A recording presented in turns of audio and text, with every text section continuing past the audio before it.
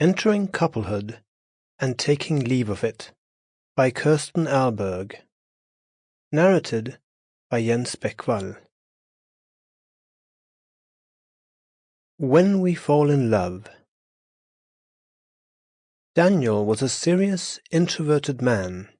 He was not very convivial.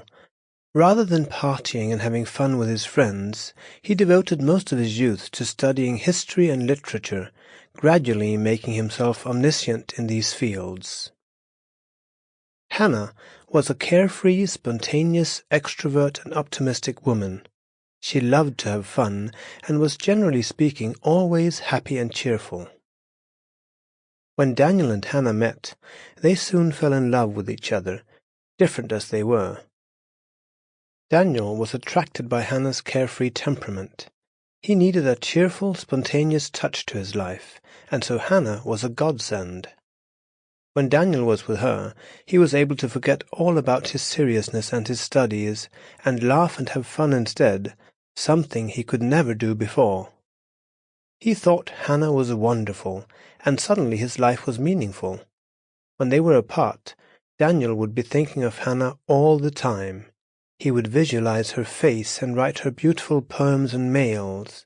In that way, he felt close to Hannah, and only that made the separation bearable to him.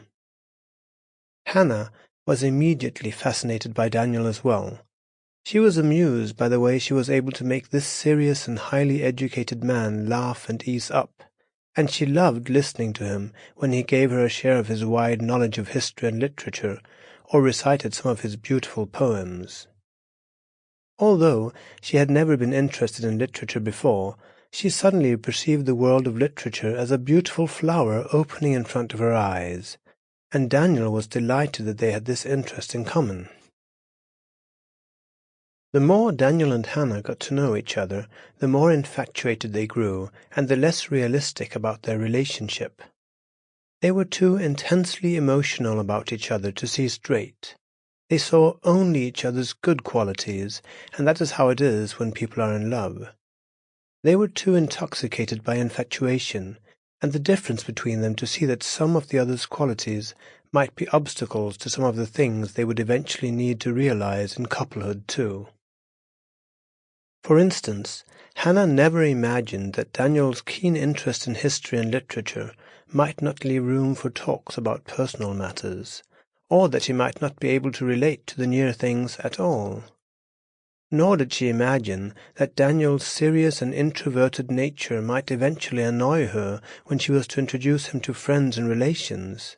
Instead, she idealized Daniel. She saw only his good qualities. The same was true of Daniel. He did not imagine that Hannah's spontaneity and optimism would ever irritate him. Even when Hannah's friends warned her of Daniel's bad points, Hannah would soon find a positive explanation.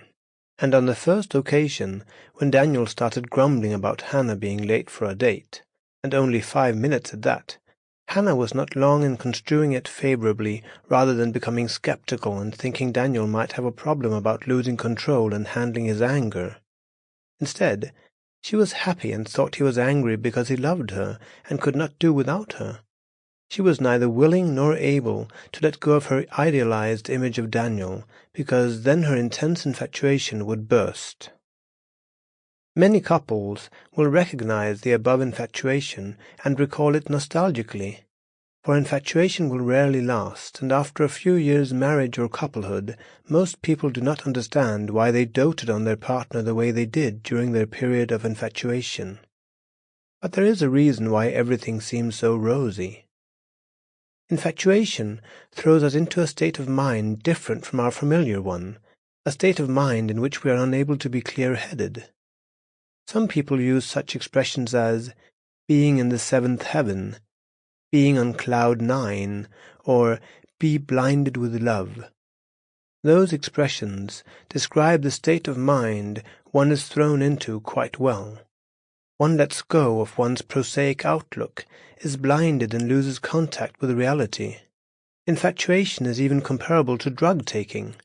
One feels intoxicated and delightfully weightless in the company of one's beloved when taking the drug, and the absence of one's beloved, the drug, will produce a sad feeling. Sample complete. Ready to continue?